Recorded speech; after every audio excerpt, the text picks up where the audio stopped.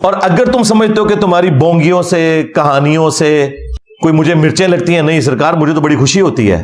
میں تو ان کہانیوں کی جب میمز بنی ہوئی دیکھتا ہوں تو میں تو اپنے اسٹوڈنٹ سے کہتا ہوں کہ یار آپ مصباحی صاحب کا شکریہ ادا کرو، اگر یہ نہ ہوتے تو یہ میمز کیسے بنتی، مجھے بتاؤ. کیونکہ حضرت جی اب دور ہے بے یقینی کا. اب ایسی بات ہے، ہم سائنس کے کمالات ماننے کو تیار ہیں، لیکن اللہ والوں کے کمالات سنا تو ہے جی اسٹوریاں سنا چھڑ دینے یا کہانیاں سنا چھڑ دینے. نہیں بھائی، یہ کہانیاں نہیں ہیں، یہ حضور نبی علیہ السلام کے غلاموں کے کمالات ہیں. تو میرے بزرگ ہیں، وہ کہتے ہیں حکیم عبدالحی رحمۃ اللہ تعالی علیہ کی خدمت میں حاضر ہوا تو آپ نے ادھر اگوکی کے آگے کسی جگہ نا ختم پہ آنا تھا، تو کہتے میں بھی ان کے ساتھ آ گیا.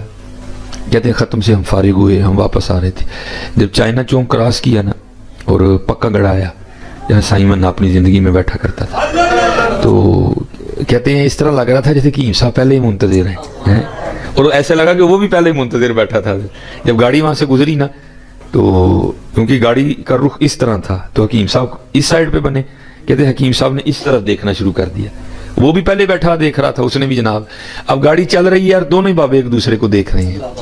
گاڑی آگے گزر گئی. کہتے ہیں جب گاڑی جا کے رکی وہاں جناب کے آستانے پہ حکیم صاحب کے لیے، کہتے ہیں میں اترا، میں نے دروازہ کھولا، حکیم صاحب نیچے، تو کہتے ہیں میرے کندھے پہ ہاتھ رکھ کے مجھے پوچھتے ہیں بھائی جی وہ سائیں مننے نو ویکھیا سی جی؟ کہتے ہیں میں نے عرض کی جی حضور. فرمانے لگے پھر جاندے ہوں تیلی 3 خربوزے کھڑنے نے. پھر پوچھا کتنے خربوزے؟ کہتے میں نے عرض کی حضور 3. فرمانے لگے جب لے کے جاؤ گے نا تو لے گا نہیں، جب نہ لے تو پھر میرا نام لینا تو وہ لے لے گا. کہتے میں اب آگے منڈی چلا گیا، میں نے اس کو کہا بھائی نہ 2 نہ 4 خربوزے 3 ہی ہونے چاہیے. کہتے ہیں وہ دکاندار تولنا شروع ہو گیا، اب تول بن نہیں رہا. کہتے میں نے اس کو کہا یار پریشان نہ ہو تو چوتھا بھی پا. اس نے 4 خربوزے کیے. کہتے میں لے کے جو ہے نا وہ سائیں مننے کے پاس آ گیا. اب وہ بھی انہی میں سے تھے کہ وہ سائیں مننے کے ماننے والے نہیں تھے کوئی. کہتے میں نے لا کے نا وہ سائیں مننے کے سامنے خربوزے رکھے جناب. اس نے میری طرف دیکھا اور وہی بات کی صاحب والی. کہتا ہے چکو جی خربوزے، اسی طرح خربوزیاں تو نہیں بیٹھے. کہتے میں نے بھی آگے سے اسی طرح جواب دیا، اور یہ تو 4 خربوزے ہیں نا، میں تمہیں 1 نہ دوں، لیکن یہ حکیم عبدالحی صاحب نے بھیجے ہیں. تو کہتے پھر اس نے پتا کیا کیا، 3 خربوزے اٹھا کر کہتا ہے پھر چوتھا چکو میرے 3 ہی نے. 3 اٹھا کے کہتا ہے چکو میرے 3 ہی نے، چوتھا نہیں میرا کوئی. یہ اصل میں یہ بزرگ یہ باب اس لیے ہیں حضرت تاکہ تمہیں وہم نہ پڑ جائے. چاہے تو اشاروں سے اپنی کایا ہی پلٹ دیں دنیا کی، شان ہے خدمتگاروں کی، سرکار کا عالم کیا ہوگا. بھائی یہ انجینئر کی کیا اوقات ہے؟ تو اور میں اس عقیدے پہ ہیں جس عقیدے پہ غوث پاک تھے، تو اور میں اس عقیدے پہ ہیں جس عقیدے پہ جناب خواجہ غریب نواز تھے.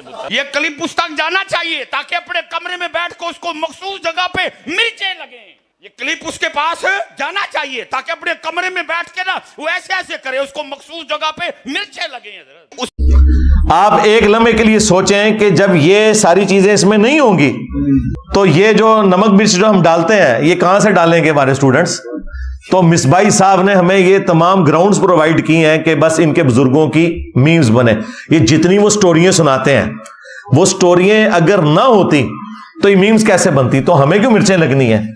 ہمیں تو ایک موقع مل جاتا ہے کہ تمہاری اس طرح کی باتوں کے ذریعے تمہیں ایکسپوز کریں کہ دیکھو یہ کون سا دین بیان کر رہا ہے. اور یہ بندہ تو وہ ہے جس طرح آپ کو پتا ہے شیعہ میں 2 طرح کے وائزین ہوتے ہیں، ایک علماء ہوتے ہیں اور ایک ذاکرین. یہ بریلویوں کا ذاکر ہے. ہاں، علم والی تو بات ہی کوئی نہیں، صرف کہانیاں سٹوریاں ہر وقت یہی کچھ سناتا رہتا ہے. اور دیکھیں کہ وہ پاپا جانی جو ہے ان کو بھی یہ کہہ رہے کہ جی میرے لیے دعا کریں، تو وہ باپا جانی بھی آگے سے کہتے ہیں کہ میں بھی آپ کے کلپ دیکھتا رہتا ہوں. بالکل باپا جانی کو دیکھنا چاہیے نے، او اس تو بڑے کہانی باز نے. ظاہر ہے کیونکہ مجھے تو اس کا فرسٹ ہینڈ نالج اس لیے ہے کہ میں نے اپنی جوانی کے 10 سال اس جماعت کو دیے میں، میٹرک کی لائف سے لے کے انجینئرنگ یونیورسٹی کے فارغ ہونے تک. ہاں جی، گرین پگڑی باندھی ہوئی ہے. باپا جانی کے گھر بیٹھ کے ان کے ساتھ ایک پلیٹ میں کھانا کھایا ہوا ہے 1999 میں. اس لیے تو ہم کہتے ہیں کہ وہ بھی کیا دن تھے. ہاں، ہم بھی ایک جن تھے، آج ہم دیو ہیں، جنوں کے بھی پیو ہیں. ہاں، بلکہ دیو کے بھی پیو ہے, اور یہ دیوبند والا. اور یہ اس سے مراد آپ نے وہ والا پیو نہیں لینا, میں علمی طور پہ باپ کی بات کر رہا ہوں, اس میں یہ بگوٹن والا وہ سلسلہ نہیں ہے. ہاں جی, یہ وہ والا ہے. تو ہمیں تو فرسٹ ہینڈ نالج ہے کہ یہ سب کچھ سٹوریاں کس طریقے سے ان کے بزرگ بیان کرتے رہے. میری داڑھی بھی نہیں نکلی تھی تو میں نے یہ ساری تصوف کی بڑی بڑی کتابیں, کیمیاء سعادت, مکاشفت القلوب, کشف المحجوب, غنیت الطالبین, یہ پڑھ لی ہوئی تھی. تو یہ ساری سٹوریاں اس میں بھی ہم نے پڑھی ہوئی تھی. تو یہ کہنا کہ مجھے کوئی تکلیف ہوتی ہے اس سے, یہ مرچیں لگتی ہیں, نہیں سرکار, مجھے خوشی ہوتی ہے کہ آپ اس طرح کی سٹوریاں بیان کریں تاکہ ہم لوگوں کو بتائیں کہ ان کا دین یہ ہے جس کا کوئی کتاب و سنت سے لینا دینا نہیں ہے. کشف اور کرامات کے نام کے اوپر انہوں نے امت کو دھوکہ دیا ہوا ہے. وہ کہتے ہیں کہ انجینئر جو ہے یہ غوث پاک پہ بھونکتا رہتا ہے, نعوذ باللہ من ذالک.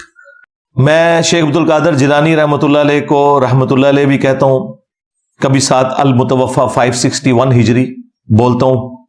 ان کی کتابوں میں سے ان کو بتاتا ہوں کہ تم 11ویں ان کے نام کی کھا رہے ہو, اور انہوں نے نماز کا طریقہ غنیت الطالبین میں رکوع میں جاتے وقت اور رکوع سے اٹھتے وقت رفع الیدین کے ساتھ لکھا ہے.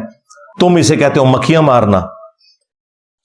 تو میں غوث پاک کے اوپر نہیں بھونکتا, بلکہ غوث پاک یا شیخ عبد القادر جیلانی رحمۃ اللہ علیہ کی طرف جو غلط باتیں منسوب ہیں نا, میں ان کے اوپر بات کرتا ہوں کہ یہ کتاب و سنت کے خلاف ہے, یہ شیخ عبد القادر جیلانی رحمۃ اللہ علیہ کی تعلیمات نہیں ہے.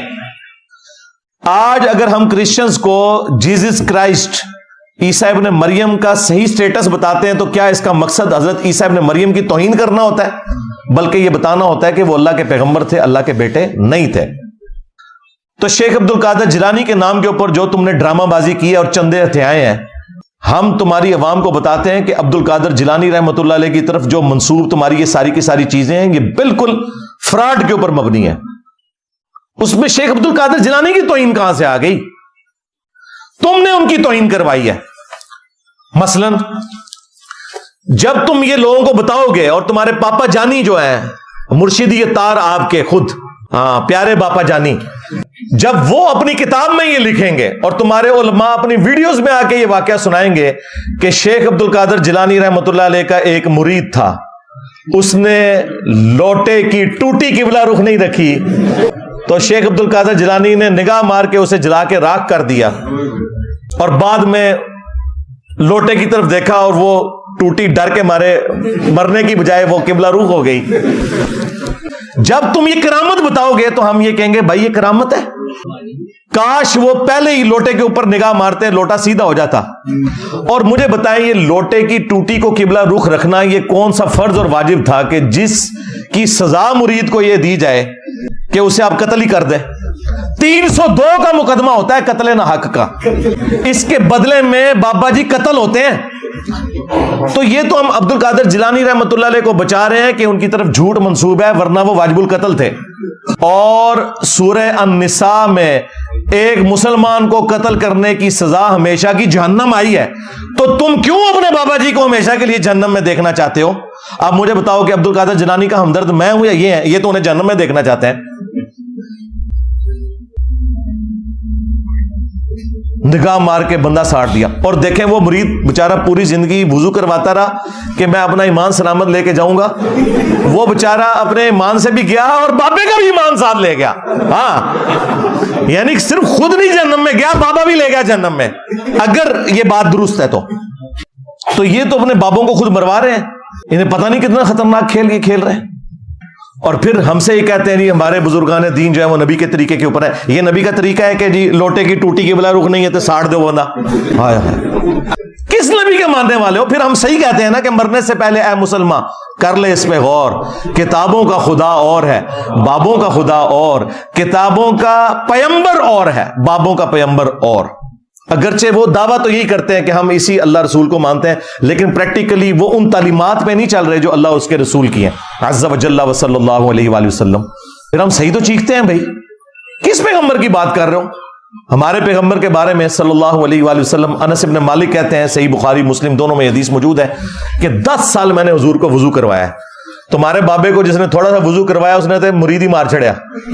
10 سال حضور کی خدمت میں رہا, میں 10 سال کا بچہ تھا, میری والدہ چھوڑ گئی کہ یہ آپ کی خدمت کرے گا, اور جب 20 سال کے ہوئے تو نبی الاسلام دنیا سے تشریف لے گئے. وہ کہتے ہیں 10 سال میں نبی الاسلام کے خادم کی حیثیت سے رہا. 10 سالوں میں آپ نے ایک دفعہ بھی مجھے کبھی نہیں کہا کہ تو نے یہ کام کیوں کیا اور یہ کیوں نہیں کیا. کبھی ڈانٹا بھی نہیں. میں بچوں میں جا کے کھیلتا تھا, نبی الاسلام نے کام سے بھیجا ہوتا تھا. آپ علیہ السلام نے کبھی میرے اوپر غصہ نہیں کھایا. زیادہ سے زیادہ یہ ہوا ہے کہ باہر آئے اور پیار سے بلایا, انیس میں نے تمہیں کام بھیجا تھا, بس. ڈانٹا نہیں کبھی بھی, کیا کیوں کیسے, کبھی کچھ نہیں.